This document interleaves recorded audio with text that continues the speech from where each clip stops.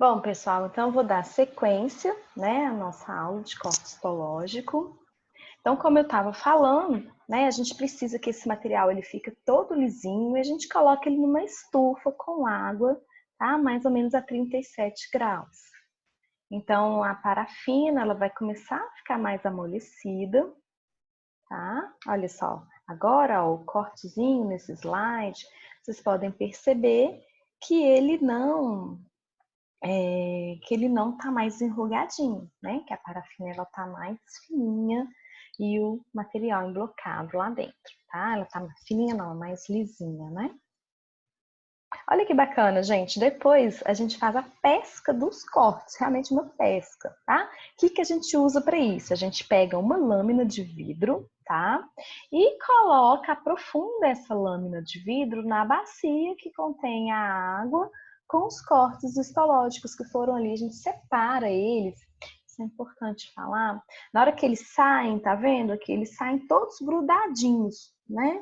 E aí a gente vai pegando uma pinçazinha e vai separando ali o corte, tá? A gente vai dissociando essa fita e a gente fica com o material desse jeito aqui, tá? Que cada vez que o micrômetro abaixa, é uma fita. Ele sobe, abaixa, outra fita, sobe, abaixa, outra fita, tá?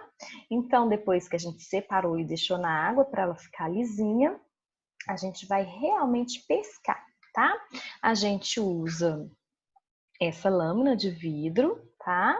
Mergulha ela na água, põe por baixo assim, né, do corte histológico, a gente mergulha ela, na hora que a gente puxa o corte histológico, ele sai pregadinho ali na minha lâmina, tá? E aí, gente, depois que a gente faz isso, tá? A gente tem que fazer a desparafinização, tá? O que é isso? Tirar a parafina, tá? Tem dois métodos principais que a gente pode fazer isso. O primeiro, a gente pode simplesmente colocar ele em pé, isso aí é um suporte de madeira que tá aqui no slide, tá? A gente pode simplesmente deixar ele em pé e deixar a parafina escorrendo, tá? Por alguns minutos ali, mais ou menos 40 minutos, esse excesso de parafina vai escorrer. Tá? E aí, a gente pode também fazer a desparafinização com xilol, tá? Que é aquele solvente de parafina. Eu dou 2 banhos bem rapidinhos do meu produto, né? Do meu tecido no xilol. Bom, gente, então, né? Como eu disse, é uma etapa extremamente extensa essa questão da fabricação do corte histológico, né? Depois que eu coloquei o meu material na minha lâmina, o que eu tenho que fazer? Eu tenho que hidratar novamente aquele material, tá? Porque senão ele vai ficar muito quebradiço, tá? Aquele material muito desidratado, ele vai quebrar e não vai durar muito tempo ali a minha lâmina, o meu corte histológico. Eu tenho que manter uma certa hidratação para que o tecido tenha uma certa maleabilidade ali e que ele dure por mais tempo, não fique quebradiço, tá? Porque se ficar quebradiço, eu também não vou conseguir fazer a técnica ali de coloração nesse tecido, tá? Então eu hidrato. E aí, o que eu vou fazer? Eu vou colocando o álcool em concentrações crescentes, tá? Álcool 100, álcool 90, 80, 70, tá? Esses álcools, ó, à medida que eu vou progredindo aqui, E crescendo, 100, né? 100, 90, 80, 70, eles vão aumentando a concentração de água neles, tá? Então, cada vez que eu vou passando de um álcool para o outro, eu tô ali hidratando o meu tecido, tá? Para impedir essa questão dele ficar esfarelando, dele ficar desidratado, tá? Bom, gente, olha só, depois que eu faço a hidratação, o que eu tenho que fazer? A lavagem, tá? Para tirar aquele excesso de álcool, tá? E preparar o meu material para coloração. Essa lavagem, não sei se vocês já fizeram uma técnica, não sei se vocês já fizeram esfregaço lá no laboratório, uma lavagem muito simples mesmo, tá? A gente tira é, na, às vezes na torneira mesmo, tá? Porque o material já está fixado, a gente passa ele numa lâmina fininha de água para não estragar, tá? Para tirar ali o excesso de álcool que estava na amostra, tá? para não atrapalhar no processo de coloração. Então, a gente lava na torneira mesmo, dá uma passadinha dessa lâmina nesse momento aqui, na água corrente, tá? Aí, finalmente, gente, depois de todo esse procedimento, tá? A gente vai partir para a técnica de coloração, tá? A gente vai usar corantes ali que tem afinidade com os nossos tecidos para que a gente possa dar contraste e aquelas diferenças de cor que eu mostrei para você no início da aula, tá? Para a gente poder realmente visualizar as estruturas, visualizar se existe algum tipo de lesão naquele tecido, tá? Algum tipo de célula atípica, tá? Algum protozoário, alguma bactéria, ali naquele local onde foi realizada a biópsia ou então onde foi realizada a necrópsia, ok? Os corantes que a gente tem, tá? Geralmente eles têm afinidade por estruturas ácidas ou então afinidade por estruturas básicas que estão presentes na célula, tá? A hematoxilina, né? Ela é um corante que tem afinidade para regiões ácidas da célula, tá? Então, o que a gente pode pensar? A hematoxilina, ela vai corar ali a molécula de DNA, tá? E a eosina, né, que tem afinidade para os radicais básicos ali do tecido, tá? Então, gente, o que a gente geralmente faz, tá? A gente geralmente faz um corante que tem os dois, tá? A gente chama de hematoxilina e eosina, tá?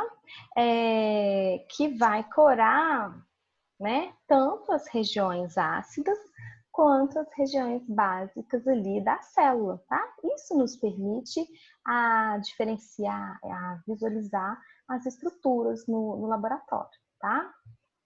Então, por exemplo, as células da resposta imunológica, né, elas coram-se muito roxo no núcleo, tá? E o citoplasma, ele não fica tão roxo, tá? Por causa dessa diferença ali do material genético que contém ali nas células de resposta imune, tá? É assim com todas as outras células. Geralmente o núcleo, ele fica mais corado devido ali, né, ao radical ácido do tecido presente no núcleo da célula, tá? Então, aqui nesse slide, eu estou mostrando a hematoxilina, um tecido corado por hematoxilina, tá? Onde a gente tem a coloração nas estruturas ácidas, tá? Esse corante, ele é roxinho, tá? Mas na hora que a gente visualiza a célula no microscópio, a gente lava, né, depois desse excesso de corante, não necessariamente todas as partes estão roxas, elas adquirem tons mais rosados, mais avermelhados, tá? De acordo com os componentes também intracelulares.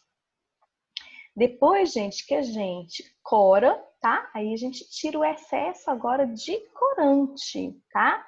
Nesse caso, hematoxilina, ou então posso usar junto hematoxilina e eosina, tá? Posso usar só a eosina, vai depender do tipo de célula, né? E tipo de resposta que eu tô querendo obter com esse meu processo de coloração.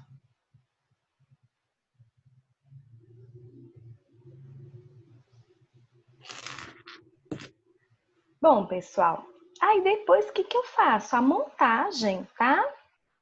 Do meu tecido, então aqui, ó, o tecido que tá corado na minha lâmina, né? Que bonitinho. Eu vou fazer a montagem desse tecido, tá? Eu vou pegar e vou pregar a lamínula, tá vendo aqui? Brilhando, né? Aquela lamínula que a gente joga lá em cima, que geralmente nas aulas práticas os professores enlouquecem, né? Quando quebra ali uma lâmina. Agora, se estou entendendo né, por que disso tudo, porque é realmente uma questão muito trabalhosa e difícil de fazer, né? Mas ok, acontece mesmo nessas questões, a gente tem que ser só cuidadoso, né? Na hora de manusear, é isso no laboratório, a gente tem que aprender também a utilizar o microscópio de forma correta, né? Para manusear isso. Então, depois que já está tudo coradinho, que eu já lavei o excesso de corante, tá? Então, vocês estão vendo? Ó, não tem excesso de corante nas bordas, o corante fica restrito, ó, à área que tá ali o meu tecido realmente, tá? Depois que eu já lavei, limpei tudo, né? Tá tudo bonitinho, eu vou pregar a lamínula sobre o corte histológico, tá? Essa parte, ela faz com que o meu corte dure mais, tá? Uma lâmina bem feita assim, dessa forma, ela dura mais de 15 anos no laboratório, tá? Tá vendo que tem uma gotinha aqui? Geralmente a gente pinga uma substância que se chama bálsamo de Canadá, uma colinha, né? Que é o bálsamo do Canadá, a gente coloca pouquinho mesmo, somente para aderir a lamínula à lâmina e para a gente proteger esse material aqui, ó, do corte histológico, tá? Porque, gente, quando a gente vai usar objetivas, né, lá no microscópio, principalmente a objetiva de maior aumento, né, que é a objetiva de imersão, que a gente usa óleo de imersão, o que vocês vão perceber? Que esse material aqui, se a gente não colocar essa lamínula por cima, ele pode arranhar, tá? A gente pode perder esse material ali com a movimentação do microscópio, tá? Então, a gente protege esse material com a utilização dessa lamínula, né? Aí fica pregadinha logo acima do corte, tá? Então, olha que bonito, ó, esse corte histológico com a lamínula logo acima, tá? A gente faz a limpeza, depois a gente vai fazer a etiquetagem, né? Etiqueta devidamente ali o material, já tá com a lamínula por cima, tá? E a gente vai guardar aquilo ali para durar vários e vários anos ali para a gente conseguir observar esse material, tá? Então, gente, o que vocês verificaram? Que realmente é extremamente trabalhoso, né?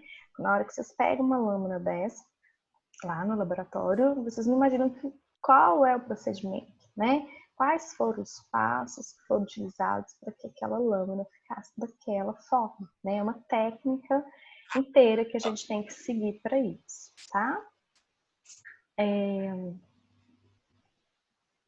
Bom, gente, então daqui a pouquinho eu vou abrir para as perguntas, tá? Como que a gente pode interpretar essas imagens que a gente vai visualizando lá no microscópio? Os cortes histológicos, gente, eles podem ser obtidos de diferentes maneiras, tá? Então, a gente tem aqui, ó, o corte transversal. Aqui um exemplo de um corte transversal.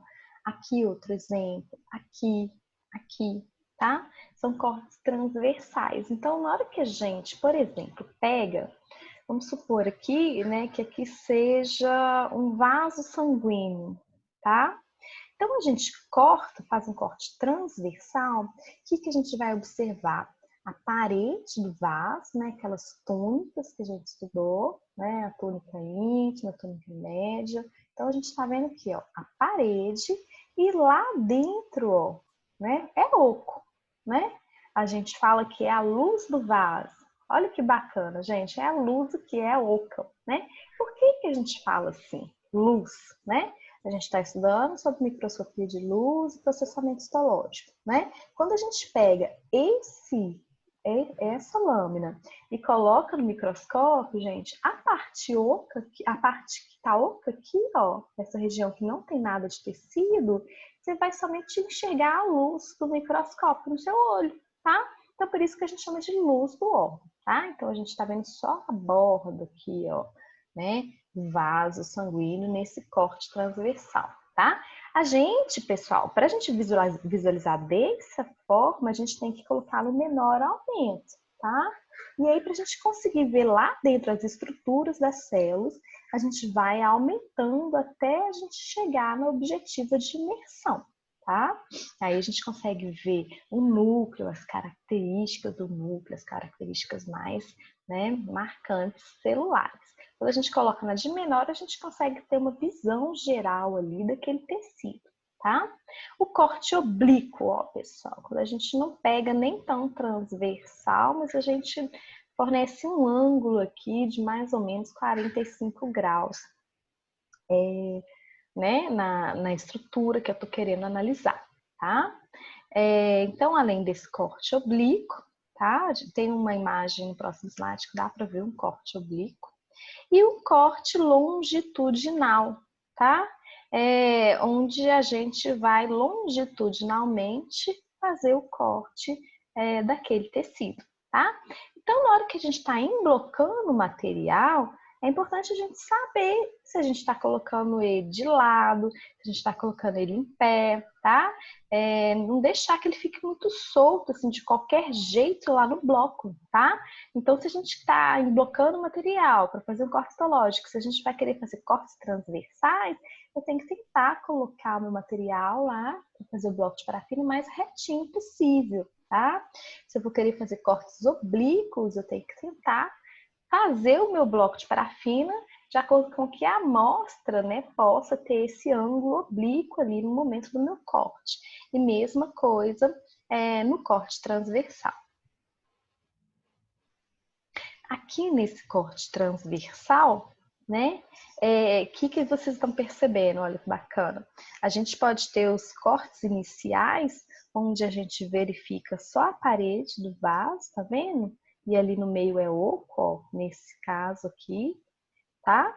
E aí, quando eu vou aprofundando o meu micrótomo, eu posso ter um corte onde eu vejo todo o tecido ali, ó, do meu vaso sanguíneo, tá?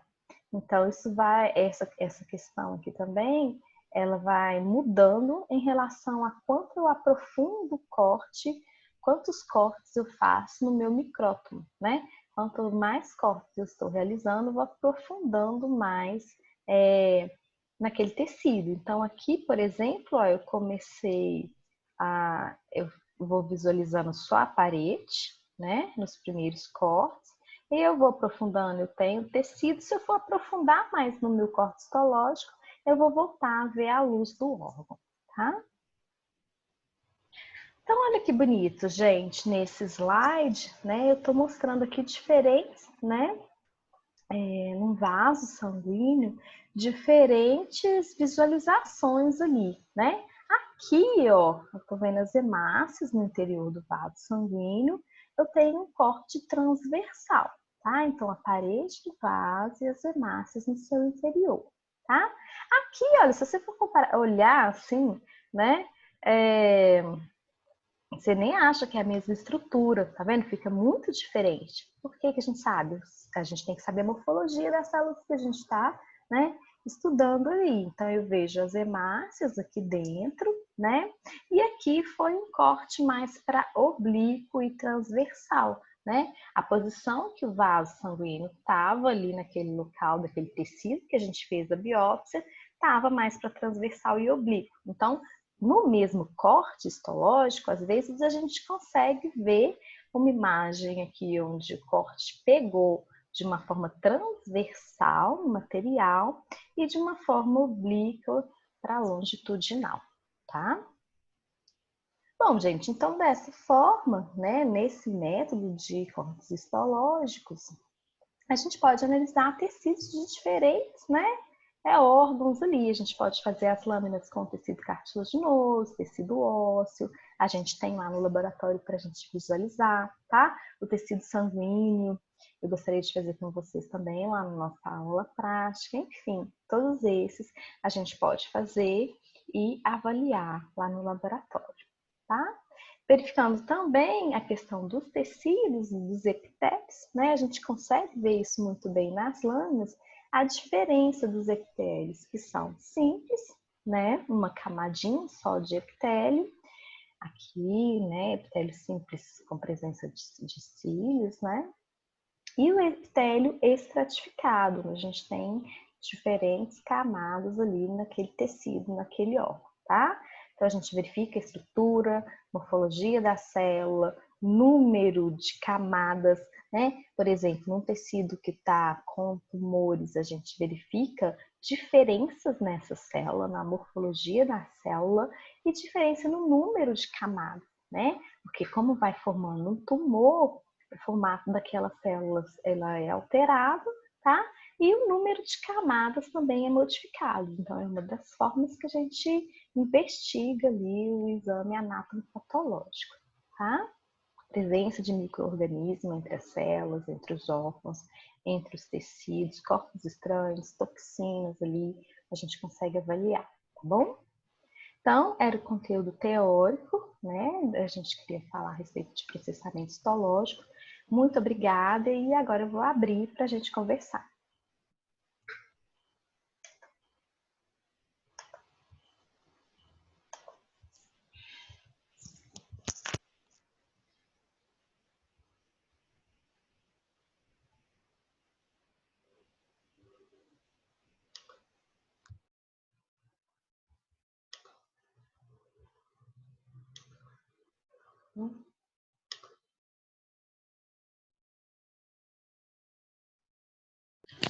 Adriana.